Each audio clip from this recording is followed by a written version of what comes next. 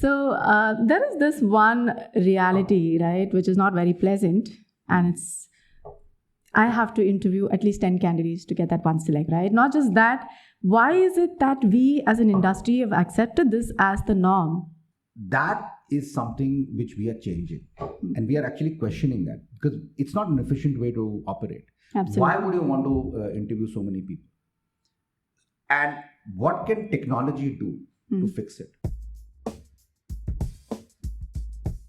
And that is the main objective of CBREX. We are going to put time back in your hands, right? Back to mental health, yes, but time back in your hands because you can do what you're supposed to do, which is have meaningful candidate conversations. Now, why would companies, talk to CBREX? Why would they trust CBREX's algorithm to choose the vendors for them, vis-a-vis maybe just speaking to somebody they've known for years? That time of vendor empanelment has not changed in the last 20 years. It's still so relevant. Yeah. Even in 20-year time frame, companies, especially mid-size and above, small ones would be slightly different, take between 2 months to 5 months to empanel vendors, right? So in a business environment which is so quick and dynamic, imagine taking 2 to 5 months to empanel a vendor. You've lost the opportunity. Which is why there's always this internal friction, right, between the TA teams, because they're in a hurry, right, and they want something to happen tomorrow, but it needs to go through those 9 yards, and therefore that takes a long time. Hi, welcome to another episode of Swipe Right for Talent.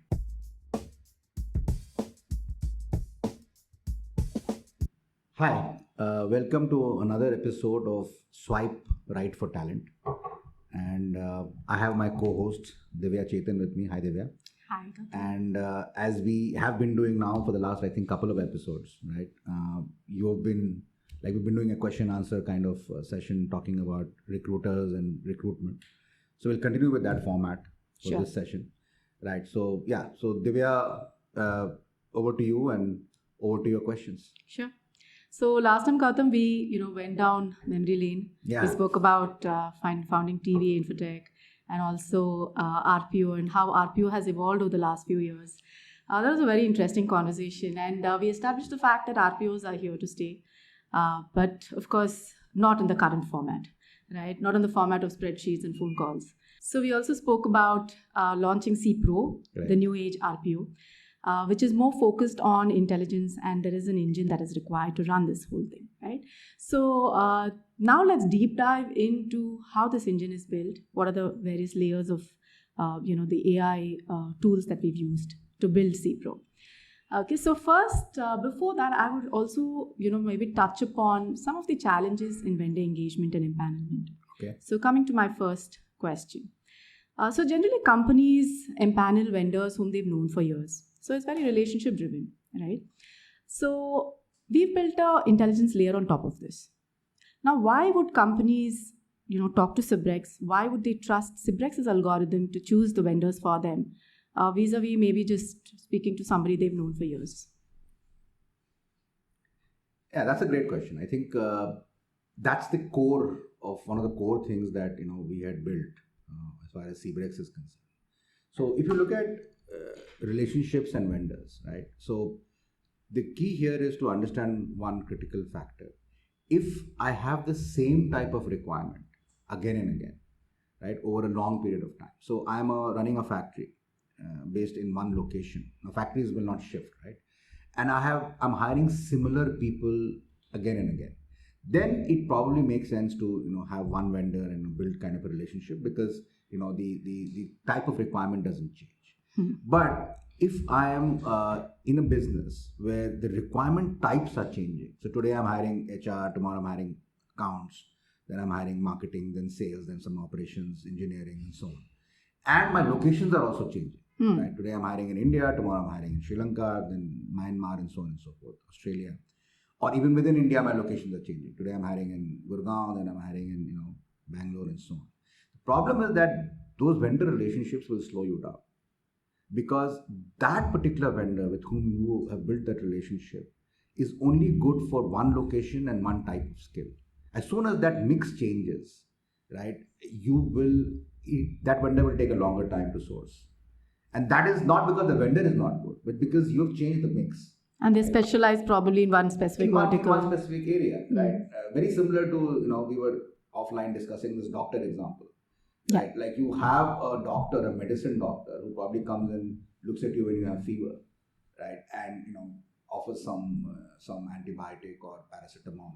But when you want to have a leg surgery, right, or a surgery in your hand, or even if you have a problem with some other organ of your body, you won't call that doctor. You Absolutely. go to a specialist. Right. And you've got a relationship already.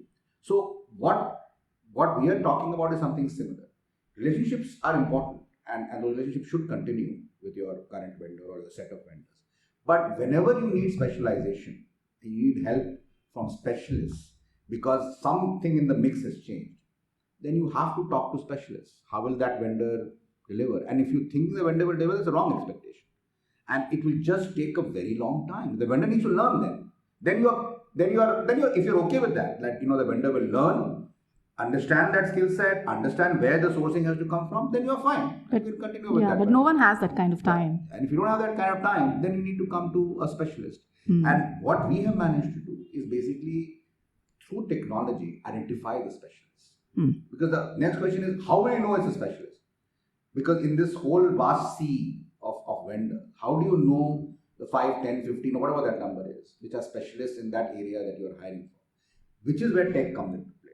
Because tech is the only way to pick specialists in an unbiased manner is through tech. And that's the algorithm that we started building many, many years ago. And of course now it has an AI layer to it. Earlier, pre-AI, it was basically based on machine learning. Yeah. So the thing is that technology now is sophisticated enough with AI to be able to pick just the right kind of specialist vendors for any kind of requirement. Right? And that requirement could be in India, it could be in any part of the world for any kind of skill. So that is where this whole CPRO starts actually. CPRO begins with the correct vendor selection. Right. So that's a great analogy actually, the doctor versus... Yes. Right. So moving on to my next question, Gautam. So vendor empanelment generally takes upwards of 2 months. We all know that, right? In fact, back in the TVA days, I remember there was this customer who came to us with some very urgent, critical Java architect roles. And we were, of course, very well positioned to cater to it. But by the time we got the agreement done and the paperwork cleared out, the requirement had gone completely cold, right? So at Cibrex, we're actually doing the due diligence and when we are onboarding these recruiting agencies. So actually, customers can get started instantly. So why is this plug-and-play speed so critical in today's day of hiring? And, the reason that, that question that you're asking is so relevant today is because that time of vendor empanelment has not changed in the last 20 years. It's still so relevant. Yeah. Even in 20-year time frame, companies, especially mid-size and above, small ones would be slightly different, take between 2 months to 5 months to empanel vendors, right? So in a business environment which is so quick and dynamic, imagine taking 2 to 5 months to empanel a vendor. You've lost the opportunity. Which is why there's always this internal friction, right, between the TA teams, because they're in a hurry, right, and they want something to happen tomorrow, but it needs to go through those 9 yards, and therefore that takes a long time, and that's a big advantage that we have managed to provide, okay, from Cibrex perspective as far as vendor empanelment is concerned, because today we have empaneled more than 4,000 vendors, so we have done the heavy lift of the KYCs, the documentation, which companies will end up doing later on. Right. We have done that heavy lift. We have those vendors already on the platform. So any company can just plug into the platform and start getting pre-qualified resumes in 24 hours or maybe even lesser. And that is huge flexibility for an organization. So I have a requirement today, I need a guy in say 1 week. You plug into the platform, you'll get it. Because we already have those vendors, already empaneled with us. Yeah, so it's not just the paperwork that's been done, it also has the intelligence layer on top, which actually understands what this vendor is good at, right? Even in terms of performance. Correct. So the thing is that, the intelligence layer then looks at which vendor is good at what, right? The earlier conversation that we were having about 2-3 minutes ago. And therefore, you not only get empaneled vendors, but you're now getting panel vendors who are specialists for your kind of requirement. Right. All right. So now let's come to, coming to finding the right talent, Gautam. Most platforms today, they connect recruiters and companies to the active talent, right? Active job seekers who probably apply to job ads. But the real gold actually lies in the passive talent, right? Who don't apply proactively to jobs. So what is the role that Cibrex is playing here to, connect companies to passive talent? Actually, the whole platform is only built on connecting companies to passive talent. Because as you rightly said, most platforms are connecting companies to active talent, right? People who are what we call inbound, people who are applying to an ad and therefore sending out their resume. Now, I'm not saying they're not good or bad, so now I'm not passing a judgment on them, but it's just that they're one type, right? And that's active, and that active talent could be active because of several reasons, right? So it could be, I don't like my boss, I haven't got a nice performance appraisal, maybe my company is not doing that well from a growth perspective. And there are, we can talk about it, there are some hundreds and hundreds of reasons. But end of the day, the underlying factor is I am actively looking out right now. So if I'm actively looking out right now, I'm going to apply to a job ad, which is what most companies end up relying on, right? So I put a job ad on some particular platform, and then I click on it and I apply, which is how systems have been working on the B2C, like company to candidate side, right? What happens in Cibrex is every single candidate who's uploaded on the platform, post the vendor qualifying it, is passive, because these are people that vendors are reaching out to. So these are not people who are typically active in the market and looking for a job, and that is what makes the platform fairly unique. Because I think that's a very and now when you ask that question, I'm thinking about it. Actually, maybe we are one of the few platforms in the world which just has passive talent. Right. We don't even have active talent, because there is no way talent connects with our platform, right? Our platform is only vendor connects with our platform. Correct. And then vendor connects with the candidate or the talent. Yeah. So we are probably one of the few, or maybe the top 5-10 platforms in the world, which is guaranteeing a enterprise that whatever you get from the platform is not going to be active. Yeah, it's not just screen talent, but also the passive talent. It's passive talent. And I don't think, at that kind of scale that we have, multiple vendors, we have 4,000, as we discussed, more than 4,000 vendors. There is any platform which can say with certainty that, hey, all you get, will be passive talent. But we can. And we can say that with 100% certainty, because every single person is being spoken to by a vendor, and they are not applying to any job ads. So there is nothing inbound. Every single candidate on our platform, uploaded by any vendor for any job in any part of the world, is passive. So it's all outbound. So Gautam, we've seen this industry evolve over the last few years, but there is one... Last many years. Absolutely. Yeah. So there is this one reality, right, which is not very pleasant, and it's I have to interview at least 10 candidates to get that one select. And 10 could, of course, be much more than 10. 10 if I'm lucky. Yeah. So it's such a colossal waste of interview panel time, right? Not just that, why is it that we as an industry have accepted this as the norm?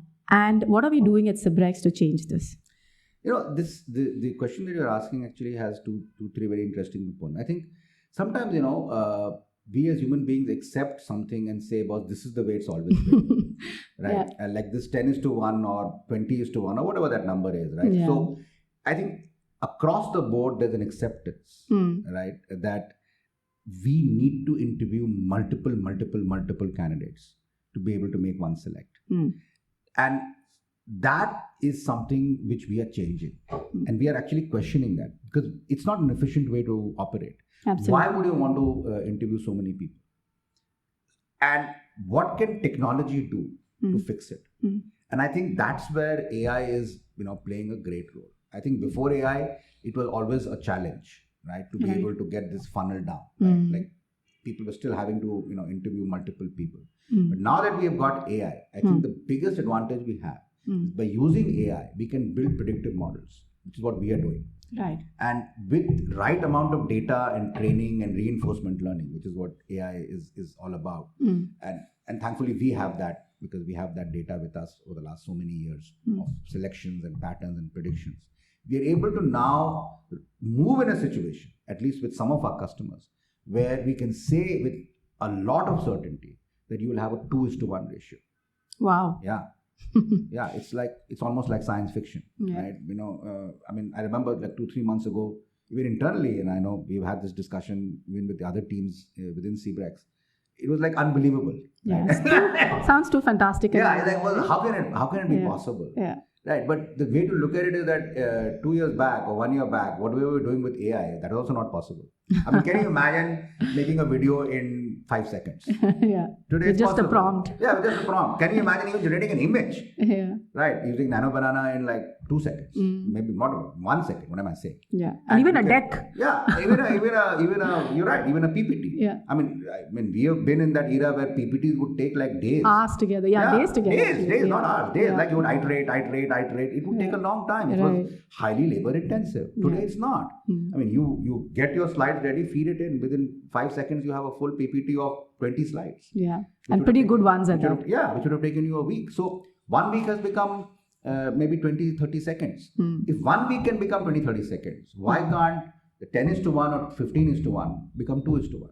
It can. Because that technology exists.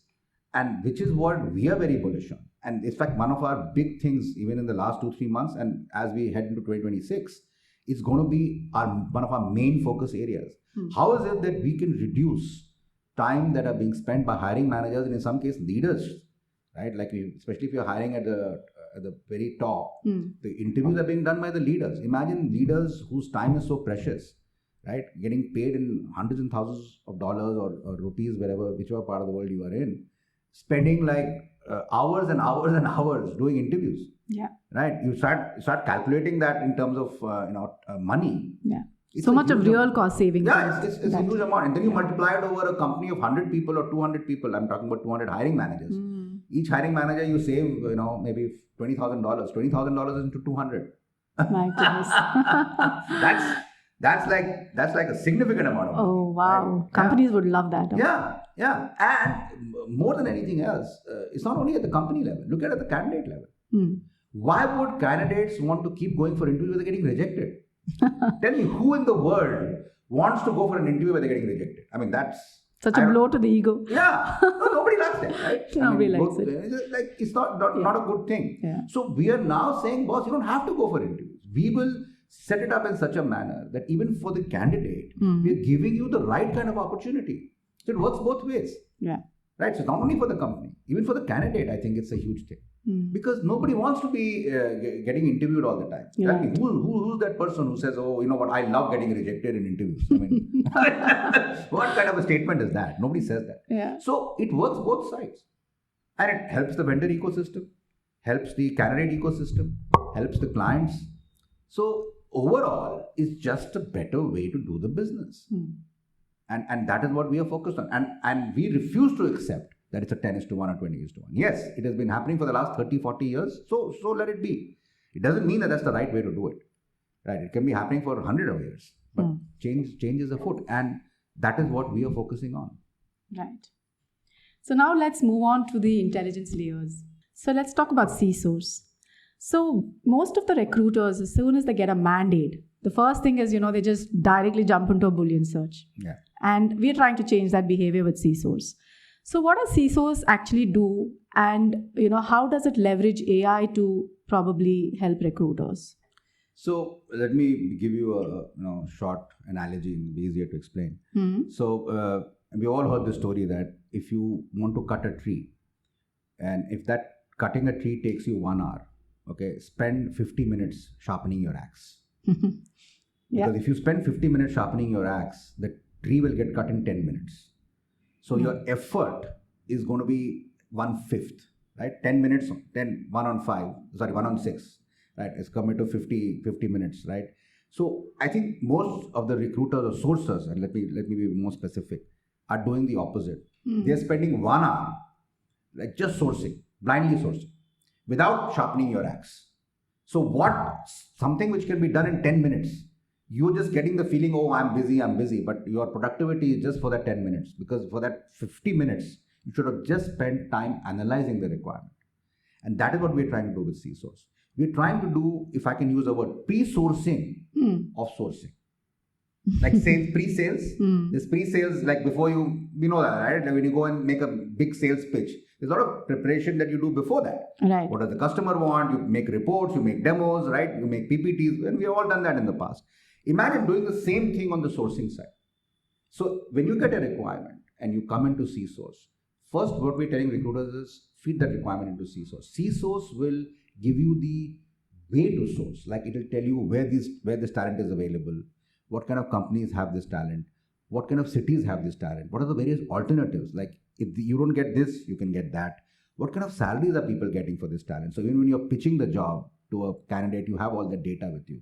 So when you actually enter the sourcing arena, you are far more productive, right, as compared to earlier. So basically, something which would have taken you like 1 hour, 2 hours to source, because you spend that time preparing for it, right? You have brought that 1 hour to 2 hours down to maybe 10 minutes or 15 minutes. That's a huge time saving. And this is so beneficial even for companies, right? Like for example, let's say I need to hire some resources in specific location. Now, when you know that maybe hiring these resources remote, or maybe hiring these resources from some location which is probably close to this area, is probably more lucrative in terms of compensation, then maybe this is like an informed decision, right? Yes. So, this is going to be a huge boon for even organizations. So what we are trying to also work on along with C-Source is that at the time of posting a job itself, if we can prompt the job poster saying, hey, you're posting this job in Gurgaon, right, for a particular salary level.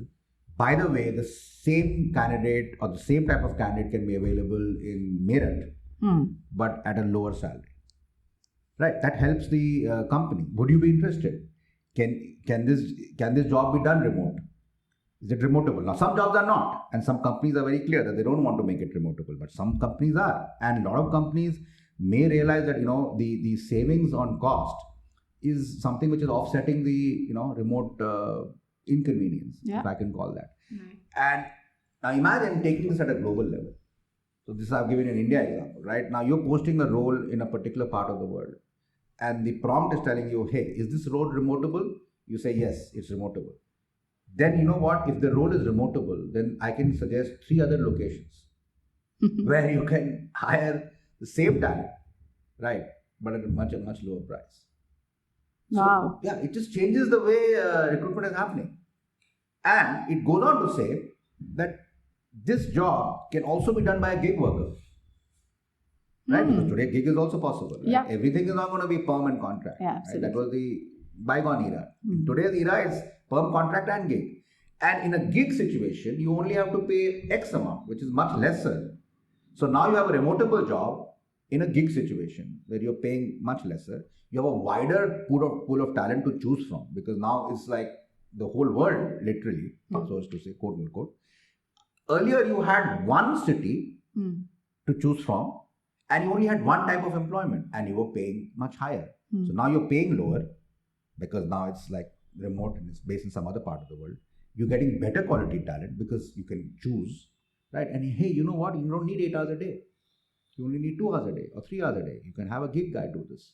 So the whole dynamics of employment is undergoing a huge shift. And you've got to be flexible. I think flexibility is something which is now becoming bigger and bigger as we move forward. And I think this is going to become a huge thing as the years go on. It'll be the norm in future. It'll be the norm.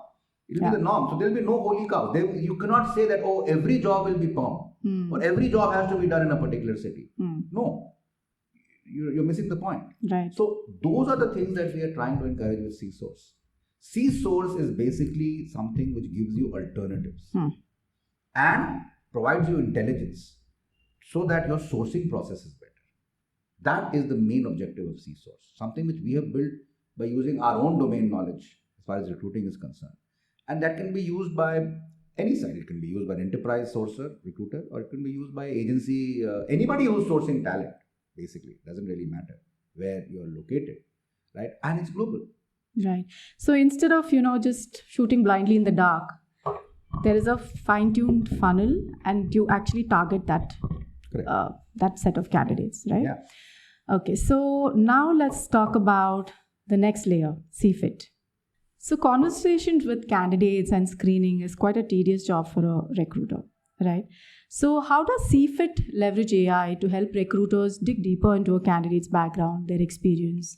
Would you like to just talk about that? So the way when we were conceptualizing and designing CFIT, the idea was that recruiters should be able to have a meaningful 15 to 20 minute pre-screening call, right? And for that, they need to have the necessary ammunition.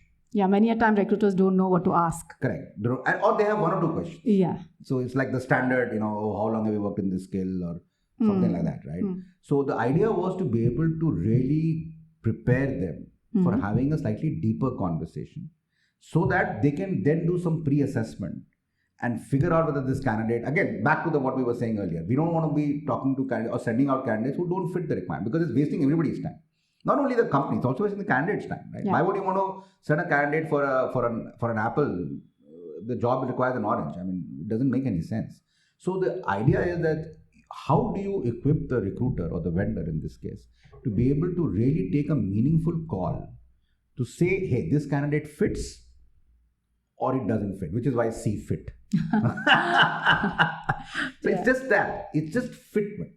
So we are taking a high-level binary call. Now, this is not an interview. So let's be very clear. Yeah. I'm not getting into like depths of your experience because that will require a 1 hour conversation. It's like a hygiene check. Hygiene check. So I'm just checking off those boxes, right? Maybe there are 5 or 6 at a high level. But that's very important. Yeah. Because I'm weeding out the apples and the oranges. Right. So I'm weeding out, like if it's an orange, then I know, okay, it won't work. I need an apple. So how do I do that? Yes, as you said, maybe a couple of questions.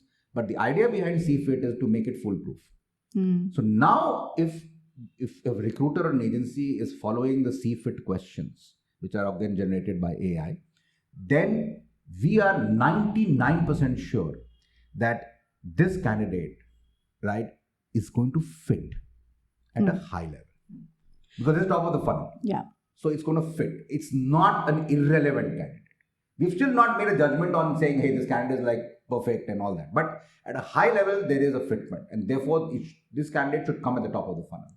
And that is what CFIT is doing.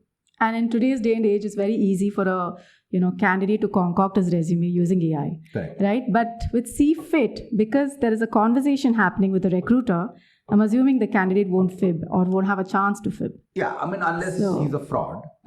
She is a fraud and gets somebody else to impersonate. And thankfully, those are very, very few cases. Yeah, right? absolutely. Most people are like, they understand that, even if I do that now, I'll get caught. Unless that is happening, yes, it's very difficult because now the level of questions that the CFIT is generating and the vendors or recruiters are asking, if you haven't done that, then you can't answer that. Right. So a lot of them will get eliminated there itself, right? And saving time in the whole process. So that's why CFIT is something which, at least according to me, is a prerequisite, right? You should not even be getting into any kind of further processing without having run CFIT for the candidate and getting an idea of whether this candidate fits or not. Okay, moving on to C-Screen, our resume screening tool. Right. So let's now talk about the human aspect of this job, Gautam. So as a recruiter, let's say I come in the morning, at 9 a.m. in the morning, I have 100 resumes to screen. Now, the first resume that I screen gets my full attention. But let's say it's 4 p.m. in the evening. I'm tired. I'm just skimming through the resumes. And it's highly possible that, I miss out on a very good candidate because I miss something in his resume. Or it's possible that I probably shortlist a complete misfit, right? It's recruiter fatigue. Now, how does C-Screen, our resume screening tool, how does that help in terms of ensuring that the first resume and the 200th resume gets the exact same fair treatment, right? And the second part of my question is also, how does C-Screen consider context and prioritize context over keywords? So let's look at the first part of your question. And sure. I'm telling you that the recruiter will get fatigued much before 4 p.m. I mean, just think of it logically. And you and I have done resume screening for large part of our lives, right?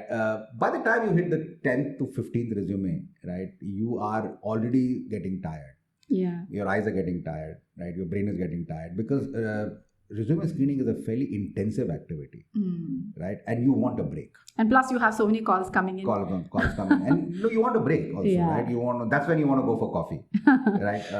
And or you want to talk to a coworker, right? And you're like, oh shit, man, I just need to do something right now. I don't know.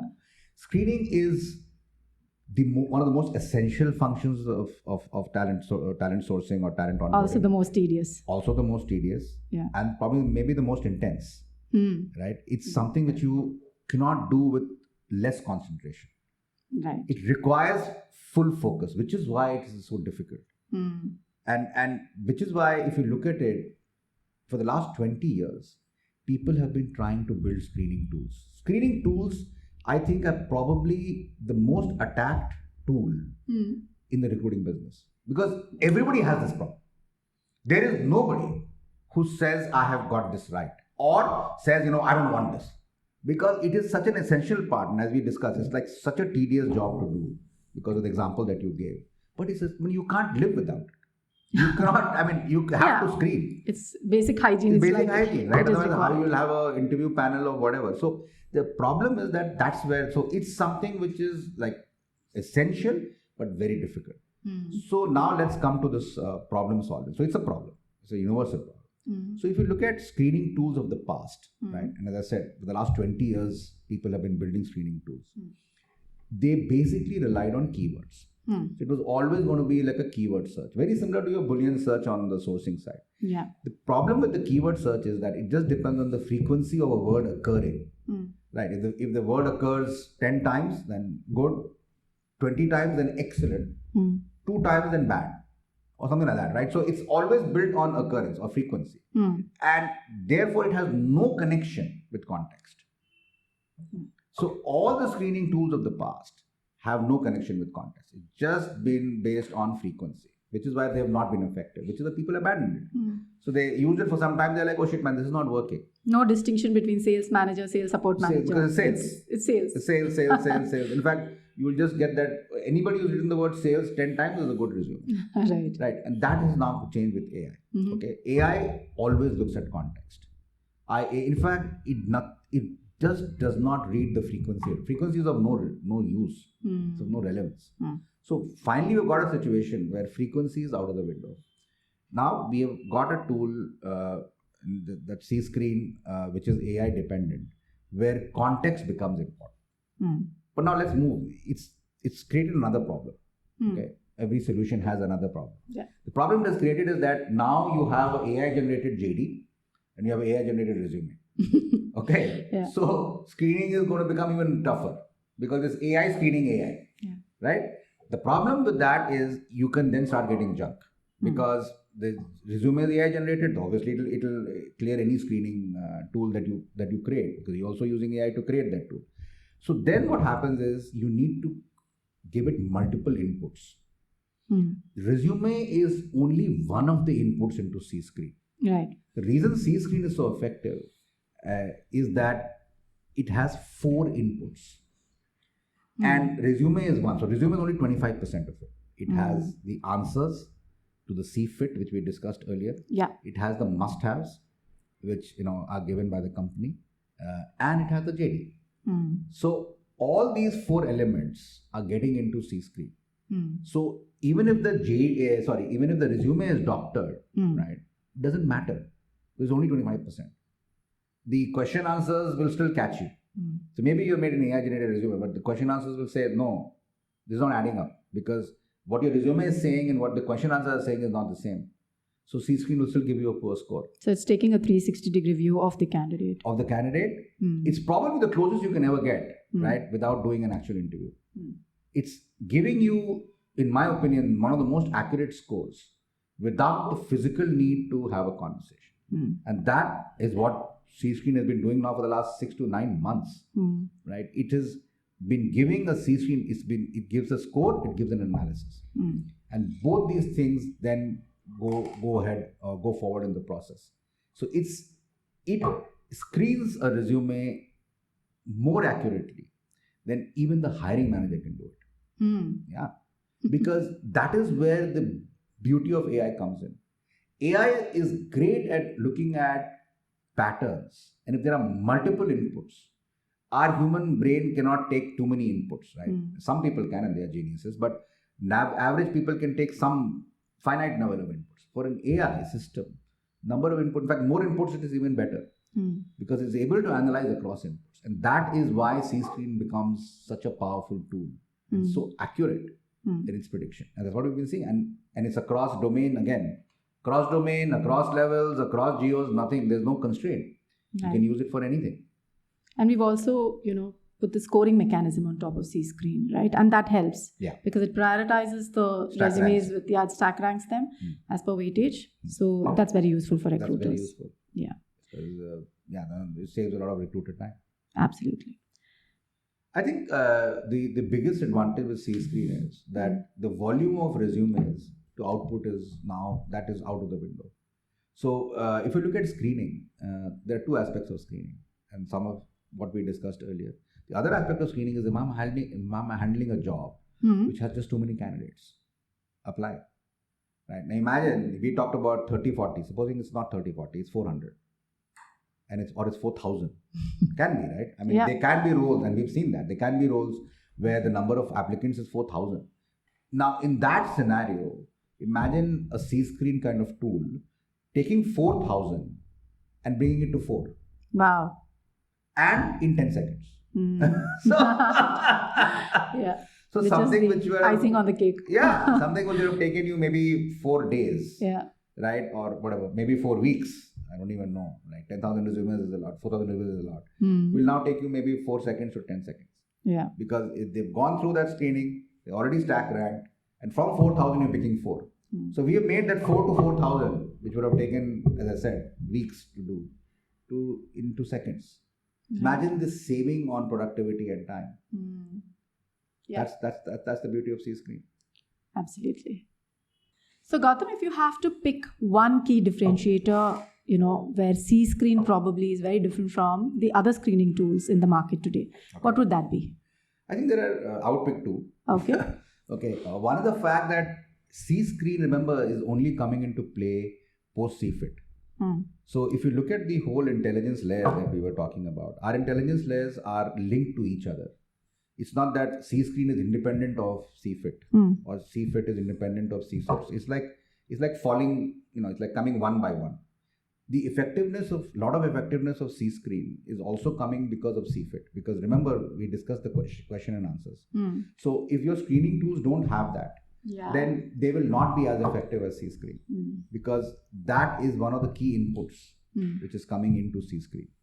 Which is the CFIT, right? That's an important part of it. And the second is something which we discussed earlier, that everything is passive job seekers.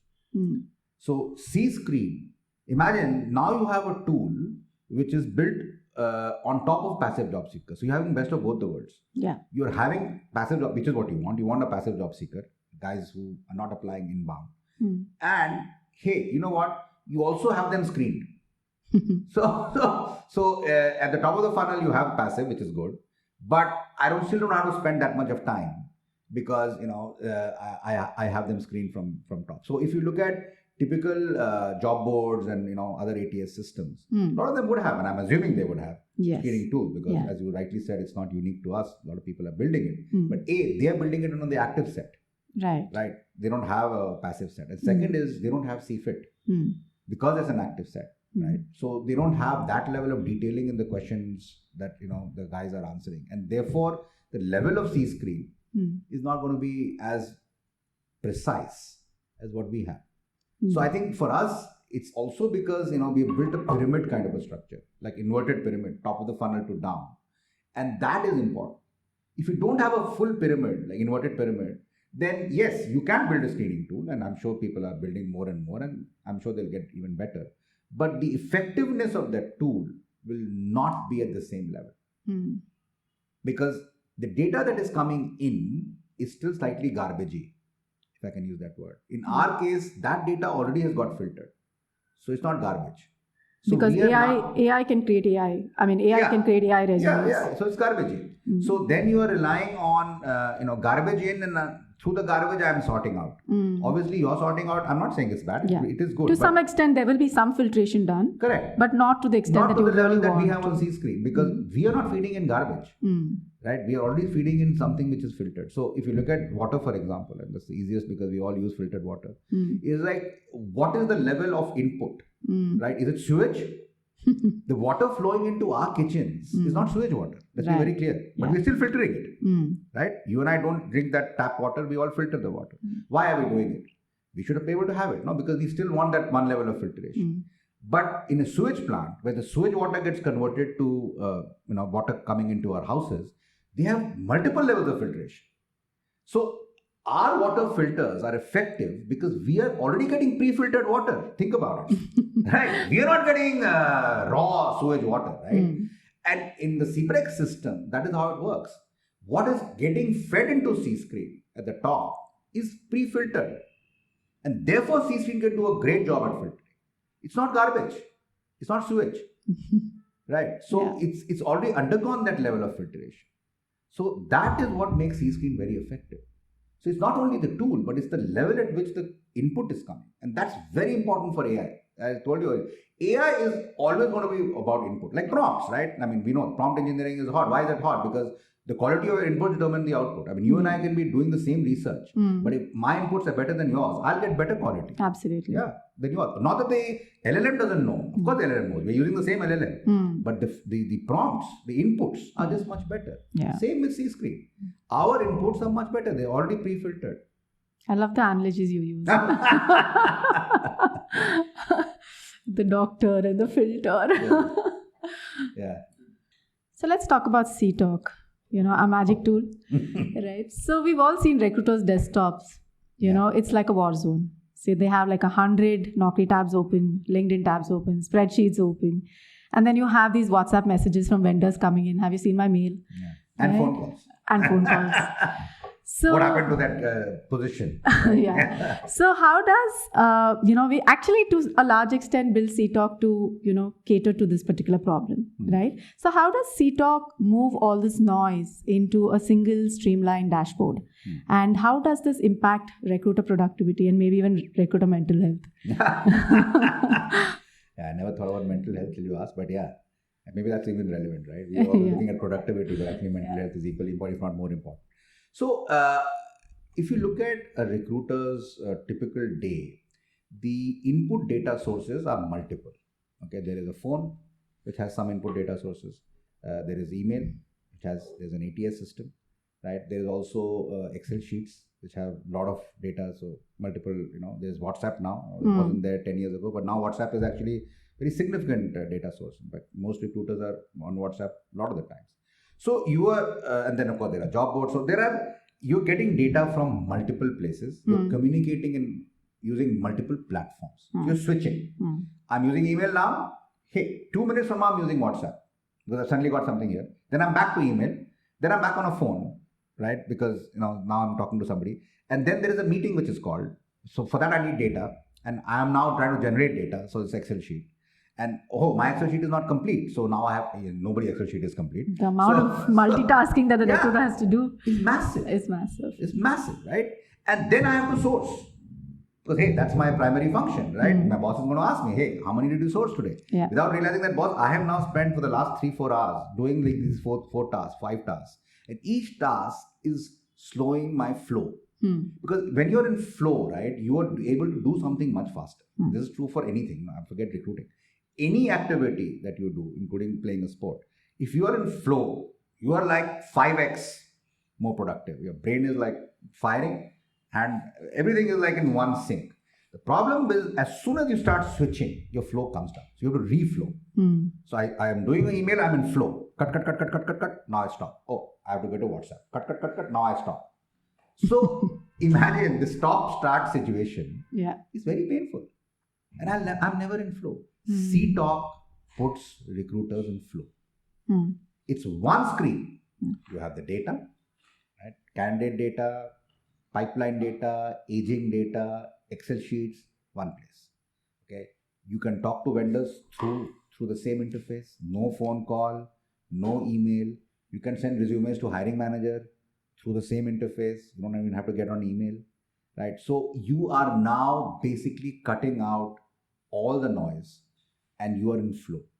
So therefore, something which takes you maybe 2-3 hours to do, you'll do in 20 minutes. So your ability to be more productive and really spend time sourcing, which is your primary function, talking to candidates, goes up. Today, I think the biggest problem is talking to candidates, which should be your primary job, right, has come down. Instead of going up, it's come down, and it's coming down and down and down and down because of this expectation of reports. You're and sucked into transactions all the time. Like multiple transactions. Actually, I think WhatsApp and all is not a boon. I mean, it's. I mean, people think, oh, WhatsApp has helped recruit. I don't think it has. I think it has just created more confusion. It's hogging more time. It's hogging more time because now I have to worry about WhatsApp also. Because like 50% of my data is on WhatsApp. Right? Somebody has communicated to me. Now I'm trying to hunt on email. Earlier, it was only email. It was only Outlook. Yeah, so you can go do a search. Now I do a search. I'm like, oh, no. This was not on email anyway. It's on WhatsApp. Now I go to WhatsApp and I do a search there. Yeah. Okay. So imagine I have already spent 20 minutes searching an email, which was never there to start with. But in CTalk, everything is there in one place. I can go back like 3 months. Even the vendor conversations, everything. right? Vendor You've asked them for an interview schedule. That is there in the message. About a salary negotiation. Yes, everything is there. Everything is there. Right? Like 40,000, okay, 50,000. So what have you spoken? And it's time stamped. So there can be no confusion. You can't say, oh, yesterday, today, nothing. I have the time. It's 11:26 a.m. on a 5th. I know that conversation that you and I have had is on 11:26. So everything is timestamped. Everything is transparent. Everything is available. The back history is available or just on a press of a button. It's just like so much more convenient. Absolutely. CTalk is just about convenience, and that convenience is impacting recruiter productivity. And yes, as you said, maybe mental health.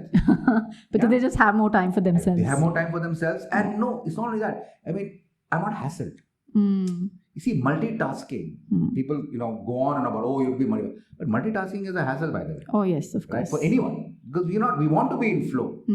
We want to do one thing at one time and give it everything. Right? That's how ideal day should be structured. If I'm on email, I should be on email for some time. I'm not saying for the whole day, but at least for an hour. So that I'm in flow. I don't want to be attending to phone calls. I don't want to be answering on WhatsApp messages. Yeah. And that is what CTalk is ensuring. You are in flow. And because you're in flow, you will be much more productive and you'll have better mental health. Wow. Recruiters will love that. Yeah. For sure. Yeah. And we are recruiters ourselves. Yes. Right. So the that's advantage for the us. reason why we created That's CTalk. the advantage for us, right? Yeah. Like, we can build these tools and we don't want to stop at CTalk. We'll build hundreds of other tools, right? Which will make recruiters' job better and easier and mental health. And now that you've said it, it's, also in my mind. Actually, it's a very important thing. Absolutely. Right. And now that, we know this domain and we have done these roles earlier. So we're going to build those kind of tools. Great. So now moving on to my next question. So now let's talk about C-Predict. Okay, our prediction engine. The favorite. Your favorite for sure. Yeah. And I'm sure it's going to be recruiters' favorites too very soon. So the two biggest frustrations in a recruiter's life. One is sending a candidate for an interview who looks like an absolute rock star on paper, right? But he goes for the interview and is a complete wipeout. Yeah. And very frustrating for the recruiter and also for very the disappointing. And also for the hiring manager, Also right? And the second is, of course, with all that effort, you finally manage to find the perfect fit. You release the offer letter, and on the date of joining, the candidate ghosts you. Yeah. It's the most frustrating thing, right? Yeah. So, how is C-Predict going to help? I mean, we are trying to solve this in some fashion. Correct. So, if you want to talk about it. So, we're doing it in two ways. And the first part is selection, which is how can we make the interview to offer 2:1 or ideally 1:1.8 to 1. It can never become 1:1. Yeah. Because interviews are subjective. And you need some choice. Yeah, and interviews are also subjective, right? Interviewers are subjective. They're human beings, and human beings are always subjective. And it's a myth to say that we can make it completely objective. You can't. Yeah, so maybe there was a better candidate. I just want to be sure. Yeah. So there is a subjectivity will always come in. So I don't think selection can ever become 1:1, but it can become as close to 1:1 as possible, and that is what we are trying to do.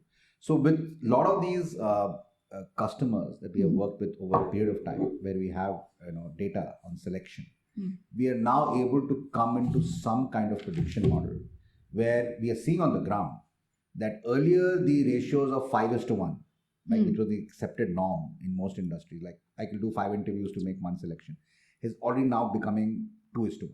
Do you want to probably talk about a specific Yeah, so example? we had here? this client for which we've been working for a while. It's a company based out of the United States, and they have been hiring a particular type of skill. So we also have data on what kind of hiring has been happening there. And because of that, we are able to now build the prediction tool or C-Predict to the level where earlier, even with us, when we were sending all these candidates, they were running on a 5:1 kind of ratio. And today that ratio has come down to 2:1. So to the extent that now they are just relying on our prediction tool. Wow. Yeah, they're saying, along with the resume, in fact, don't even send me, just send me an Excel sheet which has the prediction. And the prediction goes in 3 ways, right? There is something called highly recommended, and it says the other one is proceed with caution. Okay. And the third one is not recommended. So not recommended, though, there's no point. You don't want to interview the guy. Yeah. Proceed with caution is your call as a customer. And highly recommended is highly recommended, right? So obviously those are the ones which need to get interviewed the first. So what is working with the customer is that 2 things are happening. One is that hiring manager happiness index has gone up. Okay. Because now they are like, oh no, right? I'm just interviewing one person, making one offer. Who doesn't want that? People love it. Yeah. So that's happiness index, which was here, is now here. That's a big advantage. Second is time spent, like productivity hours, man hours has like dropped dramatically. Even for the recruiting team. Because earlier, even logistics to line up an interview, we don't realize, right? There's a lot of back and forth, right? Are you available at 4? No, I'm not. I come at 5. Oh, 5, I'm not available. 6.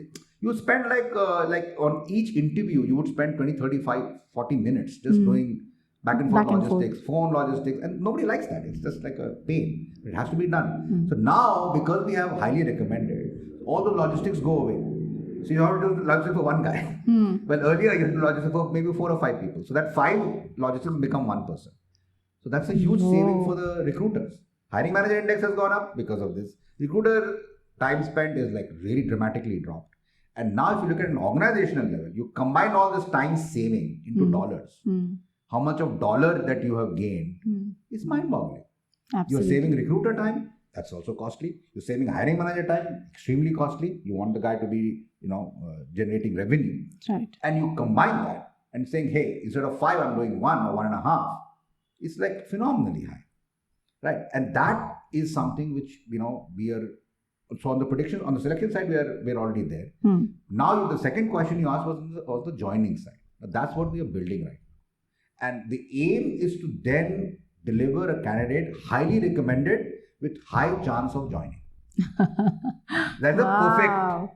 We don't have that right now. Right now, we only have highly recommended. No, but imagine when we do. Yeah, when we do. I mean, imagine the Excel sheet will come and it will say, so-and-so, Mr. or Miss X, highly recommended with high probability of joining. So, this reminds me of maybe like a crystal ball that you can look into and actually forecast, okay, this candidate is going to get through the interview, this candidate is going to end up joining. Like, wow. So then you will just not spend time on interviewing highly recommended, you'll only spend time on interviewing with high probability of joining. So why would you want to interview a person who's not going to join? Right, but it's saying low probability of joining, right? So, and it can be in 3 parts. There'll be high probability, low probability, and then somewhere in the middle. So then the companies have to proceed accordingly. In low probability, you can leave, but the first 2 probably you want. You may still want to take the risk, but you at least know that you can expect. And then maybe you can work on the person. Yeah, true. Right, so your recruiting team can then pay special attention to these people. See, the whole idea, Divya, is to create these tools so that recruiter time gets freed up to human to human connect. Yeah. Recruiters are supposed to talk to human beings. That's how it initially was. That is how it was. During our headhunting days, I remember that, most of our time would actually go in speaking to candidates. Of course, hunting was one. But even once the candidate, when we start talking to the candidate, we just get deeper in terms of understanding what are they working on, what is their background. But here today, I think nobody has the time to do all of that. And you get so much industry knowledge. Yeah. Absolutely. Your and that's how we would knowledge, map the industry, right? Your industry knowledge is because of candidate conversation. Because who knows the industry better than the candidate who's working in that industry? Nobody. No blog, no AI can tell you anything better than a person who's actually working in that industry about that industry. Yeah. Just like that's common sense. There's a lot of inside information that you gather. Yeah, and Yeah. that's how you become specialized. Now imagine and what you said is bang on.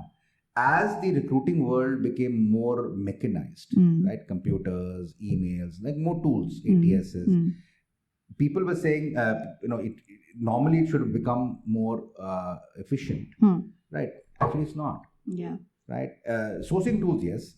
I think the job boards that have done a great job because they've made data democratic, which was not the case earlier before the job boards came. And job boards made now you can access data, right, of anyone if you have a license to a particular board, especially because if it's global.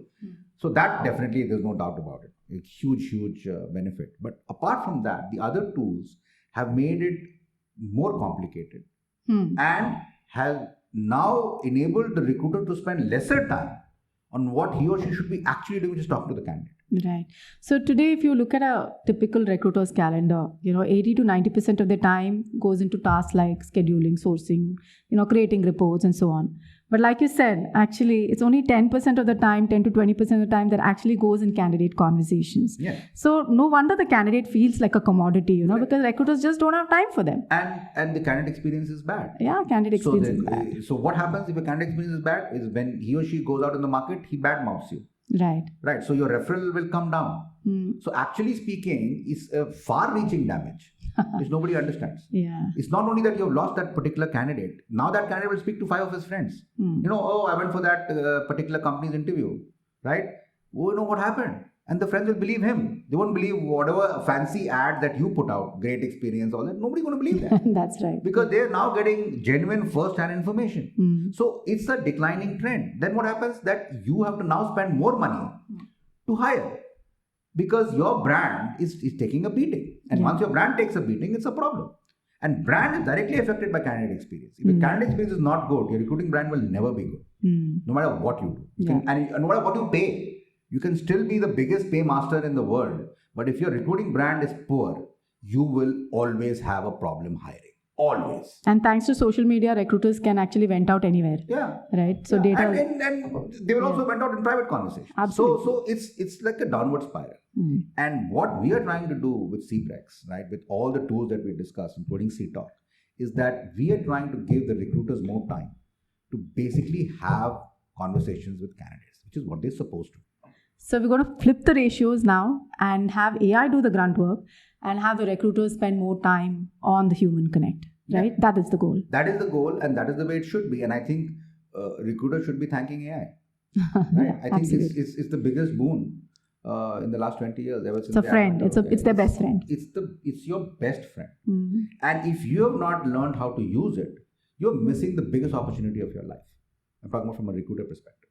This is the one thing which can actually put time back in your hands and use that time to have meaningful candidate conversations. Not 1 minute and then I keep the phone down because, I'm just like, hey, I have to do some 50 other things. But that is the most important thing you have to do. You spend only 1 minute on it. And you're spending 30 minutes on things which you should not be doing. Right? And that is what AI has done. And that is the main objective of CBREX. We are going to put time back in your hands, right? Back to mental health, yes. But time back in your hands because you can do what you're supposed to do, which is have meaningful candidate conversations.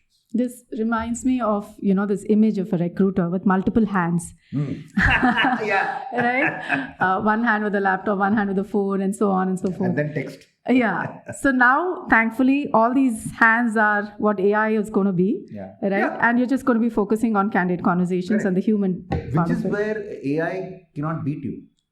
So do things which AI is not good at, which is having deep, meaningful human conversations. Right. Don't compete with AI on analysis because AI can do that better than you. Why do you want to compete? Let AI do it for you now. Yeah. Why are you getting into a competition with AI and getting insecure, saying, "Oh, AI will do it. Oh, I'll lose," and all that? No, it doesn't. It's not. That is the wrong way to look at it. It just amplifies your effort. Yeah. You look at things which you can do better than AI. And what can you do better than AI? Have meaningful conversations. AI cannot do it. Just cannot. That is where the human-to-human connect is. Which is why, and I'm telling you, companies as they move forward, where the recruiters are having meaningful conversations with candidates are the ones who are going to have the strongest recruiting brands, without any doubt. They are the ones who are going to hire the best kind of talent. They are the ones who are going to spend the least amount of money in hiring that talent, which is what you want. Yeah. So you're actually giving the recruiter a wand, and you're also giving them a crystal ball. What more can they ask for? Wand which can, just does something in 5 minutes, which you will take 5 hours to do. Right? A crystal ball so that you can predict and say, hey, this guy is going to get hired quickly. And that's the world we wanted to create. Yeah, and many of these tasks are very boring, right, and very repetitive. So you're actually taking the boredom out of those tasks, and giving it like the conversations are the tasks that are interesting, because each candidate is different. Yeah. Right. So every time you have a conversation, the recruiter should think that, this is going to be an interesting conversation. Right. And if you don't like having conversations with people, then you're in the wrong profession, because this is only about having conversations. Absolutely. Right. So that is the whole idea. Yeah. So you're focusing more on the qualitative aspects. Yeah.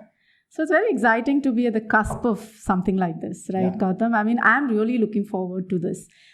Very curious to see how this is going to span out, and very excited for what's going to happen to this recruiting community and this landscape. So definitely very excited, and it's been wonderful having this conversation with you, like always. Right, and look forward to the future podcasts. Sure, sounds good. Yeah.